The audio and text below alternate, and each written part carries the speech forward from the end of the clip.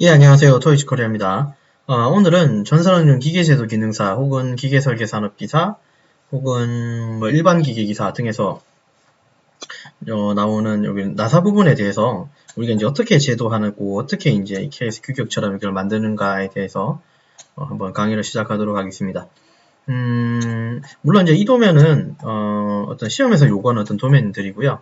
이제 크기에 보면 나사 부분을 우리가 이제 확인하실 수 있을 겁니다. 지금 보시는 도면은 2차원, 즉 2D 조립 도면에 해당하죠, 그죠?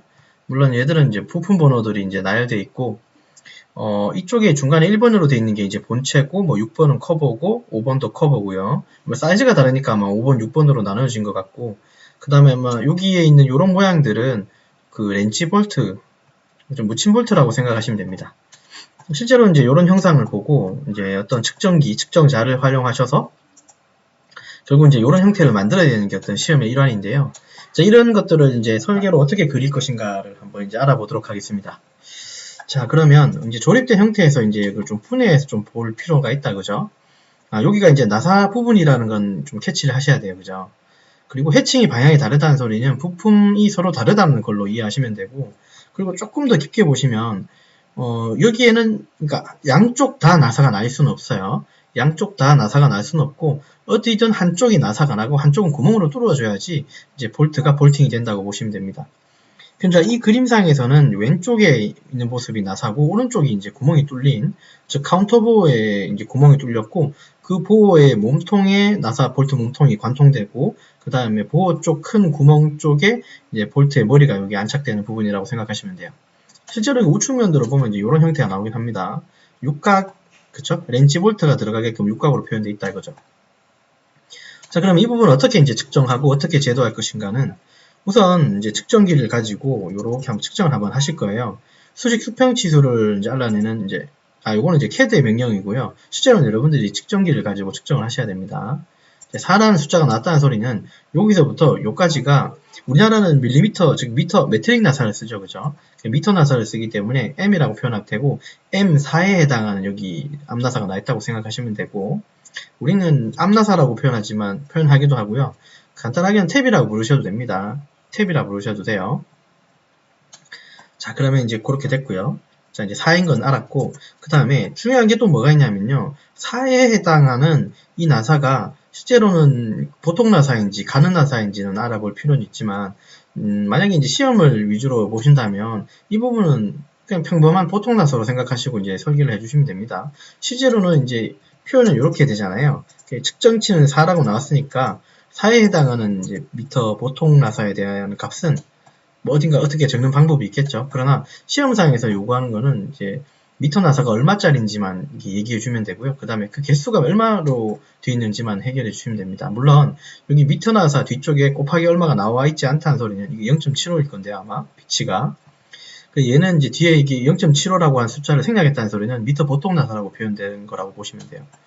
물론 관련은 조금은 없지만, 여기 이제 일부러 미터 12에다가 이제 1 곱하기 1.0을 곱하기를 해놓은 얘가 피치에 해당하는데요. 실제로 숫자로 이렇게 써주는 부분은 가는 나사 부분이라고 생각하시면 돼요. 자, 그러면 미터 보통 나사하고 가는 나사가 있는데, 그게 어떤 뜻을 가지냐 하면, 나사 부분의 이제 형태가 이렇게 있다고 칩시다. 나사의 그 바깥, 골지름, 이게 이제 골지름, 순화사 기준으로 해볼까요? 순화사 기준에 이건 바깥지름, 골지름. 실제로는 나사가 이제 요렇게 나 있죠. 순화사 기준입니다. 그죠? 요렇게 나 있을 거예요. 나사라고 하는 건. 그리고 이걸 미러시켜 놓으면 조금 더 정확하겠죠. 실제로는 나사가 요렇게 나 있어요.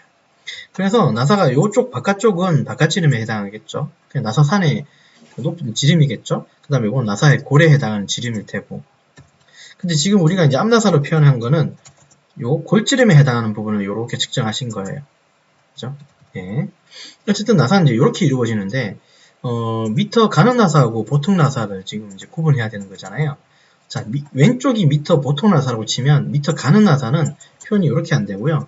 조금 더 나사산이 촘촘하게 됩니다. 자, 조금 더, 제가 조금 이렇게 한번 그려볼게요.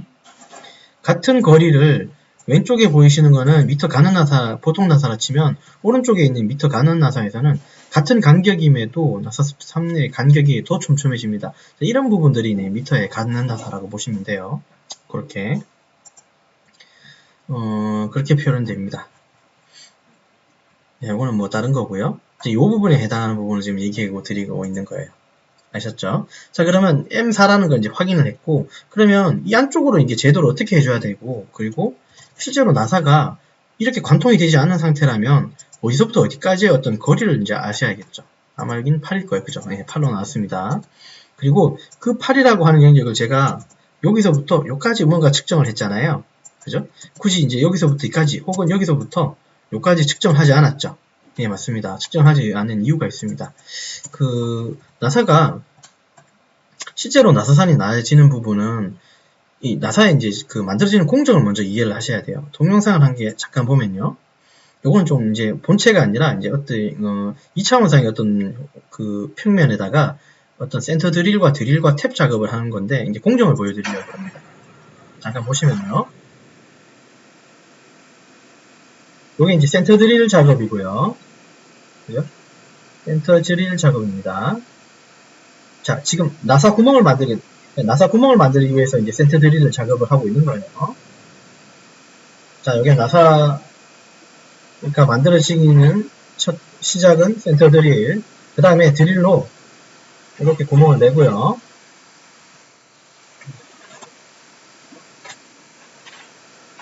자, 그 다음에 탭 공구가 와서 여기 나사를 낼 겁니다.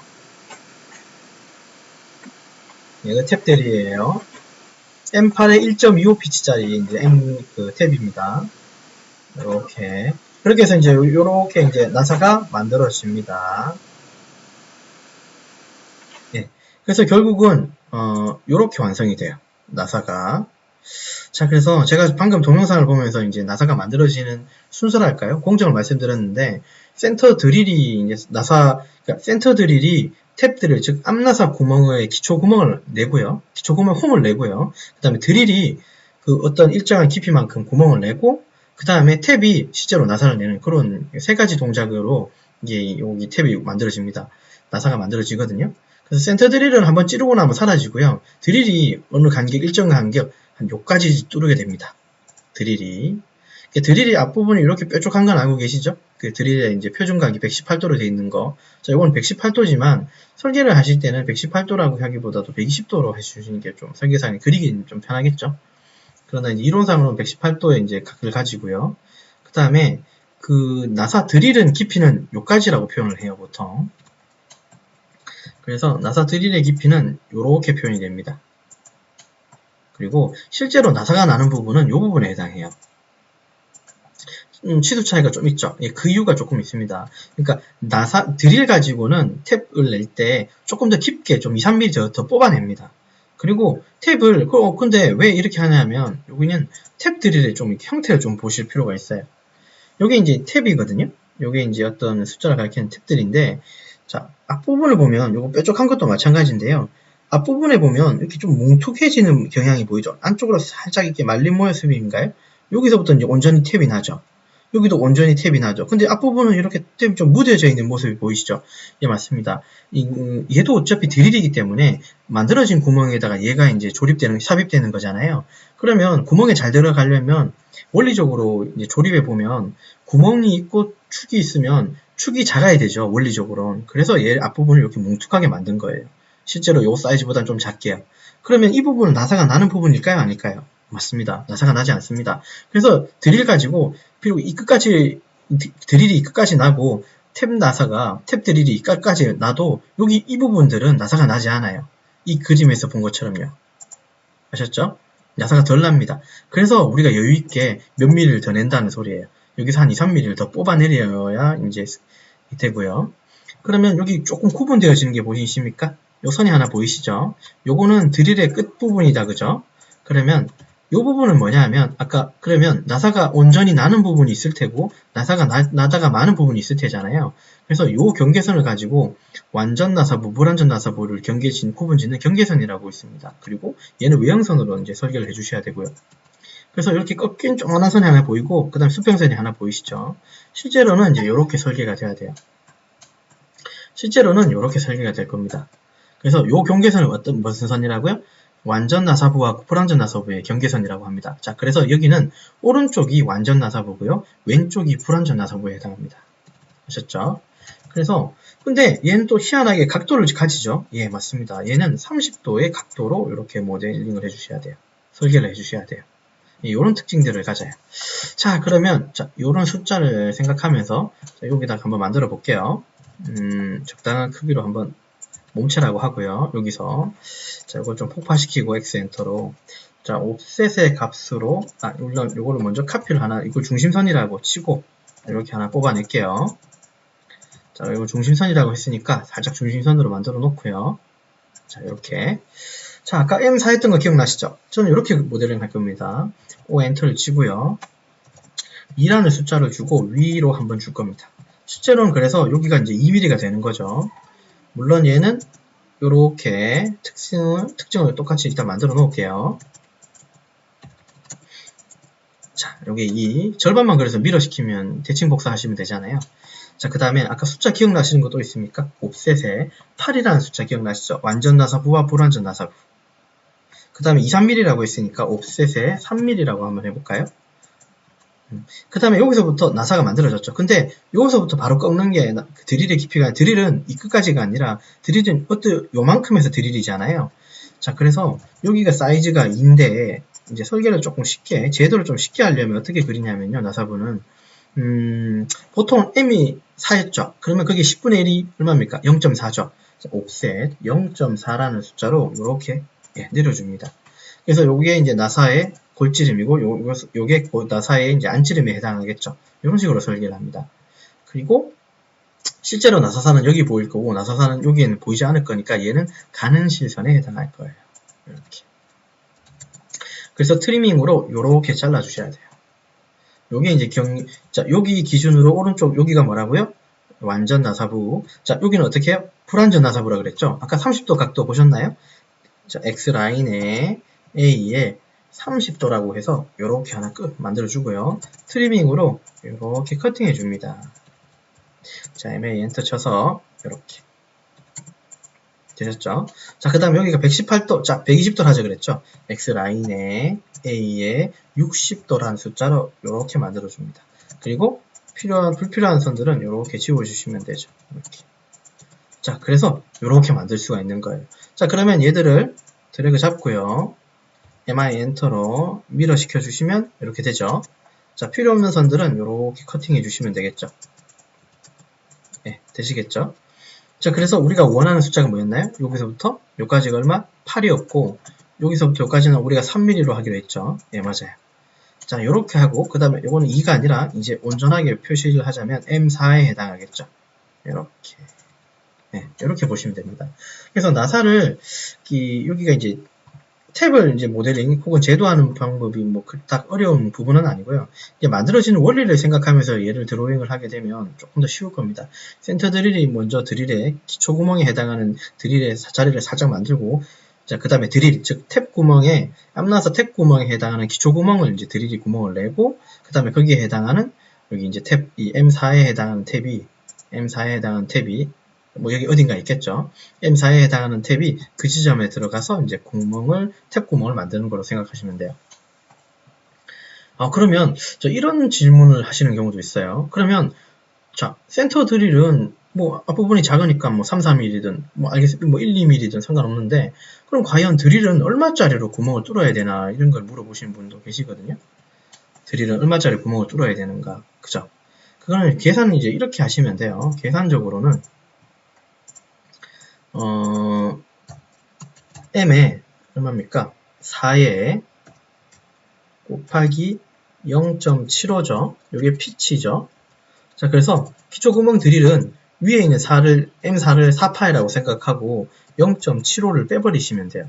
이게 드릴 직경에 해당합니다. 이제 현장을 이렇게 합니다. 아이고, 0.75인데 27이네. 7호로. 되셨죠? 그럼 얼마입니까? 3.25에 해당하죠. 근데 3.25에 해당하는 드릴이 있으면 좋지만 없을 수도 있죠. 그러면 여기서 이제 반올림을 해서요. 드릴은 3.3짜리 드릴 있으면 3.3짜리에 해당하는 들을 가지고 혹은 3.4, 3.4는 있을 겁니다. 3.3이나 3.4에 해당하는 들을 가지고 기초 구멍을 관통하신다고 생각하면 됩니다. 예, 현장은 그렇게 하고 있습니다. 되셨죠? 예, 그렇게 계산을 해서 이제 만들면 됩니다. 그러면 이제 우리가 원하는 여기에 해당하는 이런 형태를 보고, 자, 우리는 2차원적인 여기 설계에 해당하는 요 도면을 이렇게 만들 수 있겠죠.